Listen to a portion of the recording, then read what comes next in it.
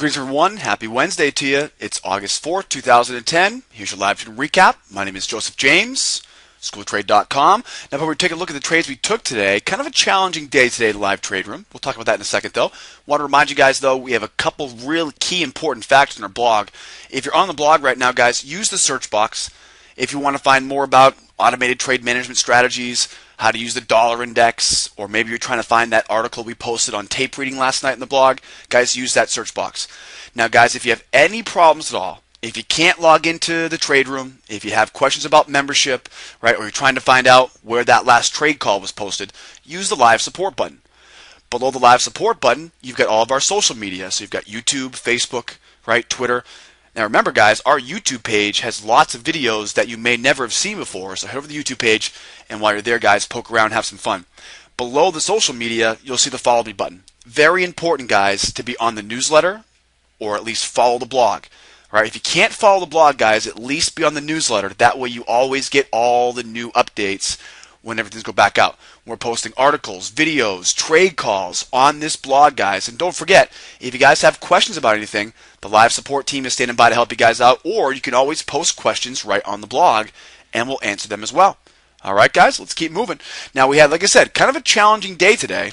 We tried to throw that gold market back in the mix this morning. As you guys know, we kind of got the rug pulled out from underneath us on gold last week when it jumped from the 810 to the 1210 contract. So we're waiting for gold to kind of catch up to us right now. So gold, for the most part, a little bit concerning. We gave some money back to the market on gold, but we made it back later on this morning. We'll talk about that in a second. But you guys can see here, crude and gold, the euro, nothing in the euro today, nothing on the Russell either. Okay, now we took 76 ticks out of the market. We gave 16 of those ticks back. Would have put us right about 100 ticks there, as you can see. But again, we'll talk about the loss in a second here. 48.30 for the week now, guys. That's 483 ticks for the week. And now we're over 110,000 here for the year so far, 2010. We'll keep you guys posted. Now, so tough day today. We had the dollar index trading in the middle. The gold market still in trouble. Now, the thing that really kind of hit us today was we kind of had the perfect storm today. Right? Today was one of those days where it was really just the perfect storm. And here's why. Of course, here we are in early August, right? In early August, always, guys, we know August is going to be one of the most difficult times of the year. Then the second thing we saw was of course, we had the dollar in the middle. Now, when the dollar is in the middle, we know everything else is going to be in the middle. Third thing was, right, there was no gold. Right? Now remember guys, gold usually gives us at least 50 ticks a day, right? We're used to making at least, 30 to 70 ticks a day on gold. So without gold here, we're missing out on that 50 some odd ticks every day. And then to make matters worse today, what do we see? We had crude inventories at 10:30 today. So on Wednesdays, crude oil always has an excuse, right? They've got their big inventory number at 10:30, which means before the 10:30 news, you're going to see crude very silent, very quiet, and then after the 10:30 news, it'll either be right gangbusters out there, lots of volatility, or it can go sideways. And what happened today was it went sideways. So guys, like I said, kind of the perfect storm today. One of those days where we look back on it and we say, yikes, no wonder it was such a hard time today. Right? Early August, summertime trading. The dollar in the middle. Right? We didn't have gold. Still having trouble on gold. All right? And crude oil, right? Obviously, with the inventory number, we had to be careful on crude. Okay, then, of course, the biggest thing I want you guys to remember is that during the summertime months, we're going to find periods of high and low. High and low. Right? The volume and the speed. And my job here is going to be to find times to trade when I have the highest volume. Right? Green pace of tape. Lots of big buyers, right? Or big sellers in the tape, guys. Right? Watching the tape, reading the tape. But remember, I now also want to be aware that during these slower times of the day, we got to be careful. Now, guys, this is something new to a lot of new traders out there. If you've never traded a summertime month yet, right, guys, take notes. And remember, we talked about this in our members-only training today. Look for a little bit more confirmation here, guys, before you go taking those trades. Now, remember, though, okay, don't forget, guys, right? We had a huge record-breaking month of July. It's going to be a challenging month of August, but it's only the month of August we got to worry about. Once we get through Labor Day in September, we're right back to square one, right? We're right back to the regular price action we'll be making our 100, 150, 200 ticks a day like clockwork. But during the August month, look for a little bit more confirmation. And remember, guys, be careful of the speed. All right, now, here's what the dollar looked like today. You can see the dollar right now. Here's my dollar index. We've got a sideways range right in the middle. And what do we see? We are right there, right in the middle. Okay, so the dollar index, not at the extremes, it's right in the middle. And remember, guys, the dollar index, everything is settled in dollars. The dollar is the reserve currency here in the world, which means the dollar, with its negative correlation, will have a fundamental movement, right, for everything else. If the dollar's moving, everything else moves. If the dollar doesn't move, nothing else moves either. Okay, so that's the first thing we noticed right away here, guys. Dollar right in the middle. Okay, let's look at crude though. Now on crude, here's what we found when we opened up our chart this morning. Now we had a bunch of patterns today. It was kind of an exhausting day. We had a lot of patterns, but not a lot of confirmation, which meant we were always looking at something new, but then right when we're about to take the trade, we didn't get the big buyers, we didn't have the speed, momentum wasn't confirming, right, whatever it was. Okay, now here we are, guys, on the crude, left-hand side here, guys, left-hand side.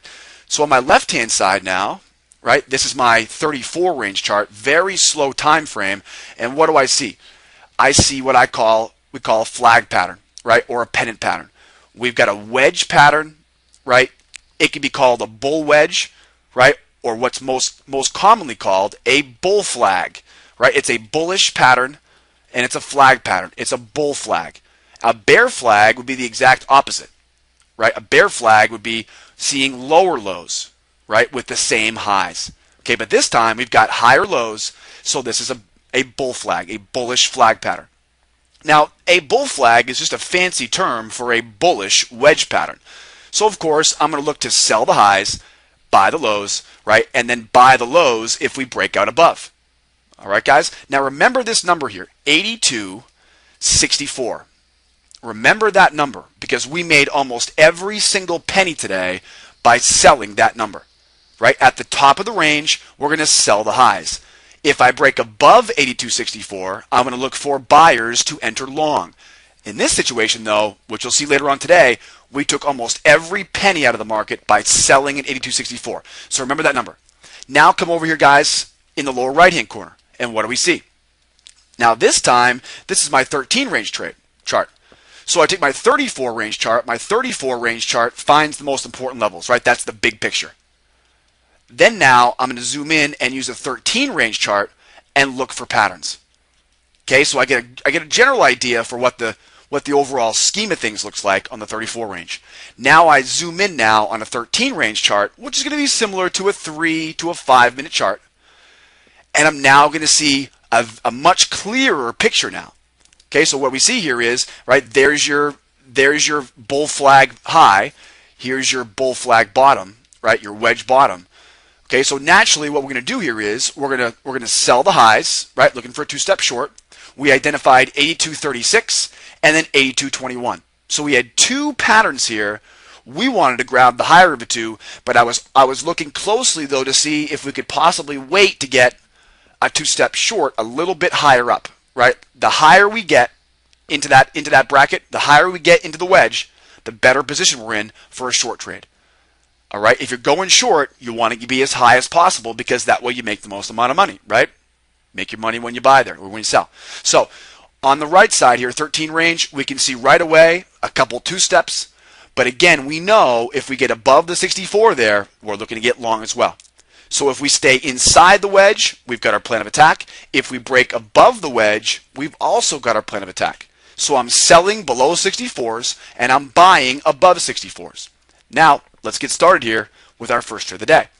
8:30, and of course this morning, guys, today was what? Today was Wednesday, so we didn't have any 8:30 news. We had 8:15 news, which gave us a little bit of volume. Now look where we are here. This was the high of that wedge we just talked about. Remember that number here? 82.64? Yeah, there it is again, right? So there's the high of the range. And so, guys, what's going to happen here is we're going to bounce off the top of the range, right? That's, of course, my high of day.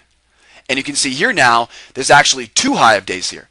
That's today and yesterday's high here at 82.64. So nice, strong level of resistance. We're going to bounce off that resistance.